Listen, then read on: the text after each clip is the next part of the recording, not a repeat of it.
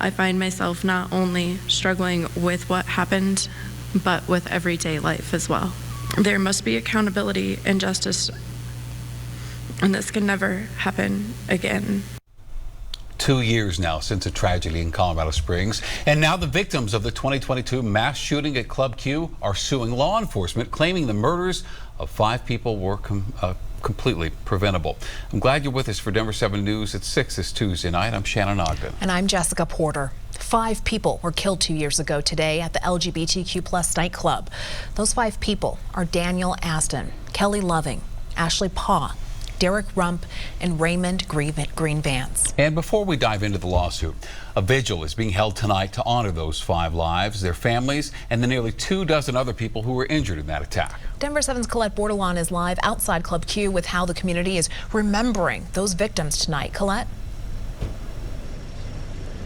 People are already starting to show up here in the parking lot of what was Club Q. And they're already showing up in the cold for that vigil that's supposed to start here within the hour to honor the 5 lives lost and to reflect on how that night 2 years ago completely changed Club Q and the entirety of the state, really, when it comes down to it. You can see some pillars. They're part of a permanent memorial meant to honor those 5 people who died. You guys just said their names: Ashley Paugh, Daniel Aston, Kelly Loving, Raymond Green Vance, and Derek Rump. Club Q is searching for artists who want to help decorate those columns to help reflect each of the victims on a personal level. Now, 2 years ago, dozens of people headed inside Club Q for a night of dancing ahead of the Thanksgiving holiday. Just before midnight, the unthinkable happened.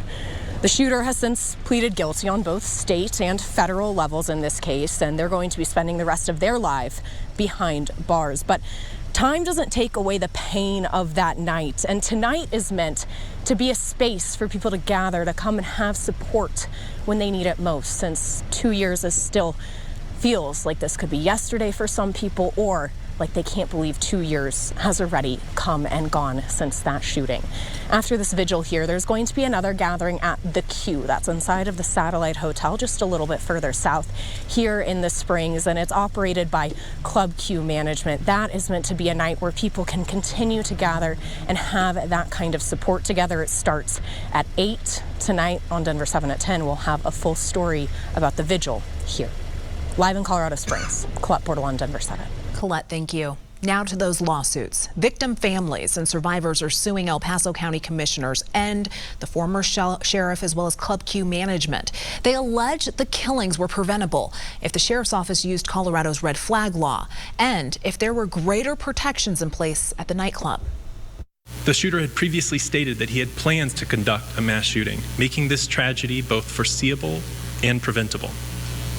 The lawsuit seeks justice for the victims and their families, holding those responsible accountable for their failure to protect the community despite clear warning signs and foreseeable risks. We reached out to El Paso County and the former sheriff about the lawsuits. Neither responded for comment. The owner of Club Q did get back to us, telling Denver 7 the accusations are, quote, false and completely inaccurate and will be rigorously defended. As for the shooter, they pleaded guilty to federal hate crime charges in June and was sentenced to 55 life terms in prison. They are already serving life in prison after pleading guilty to state charges last year. And of course, this annual remembrance brings up so many emotions, especially for those in the LGBTQ+ community. Now, the Resource Center Prism Community Collective opened this year. It's dedicated to serving people directly impacted by the shooting.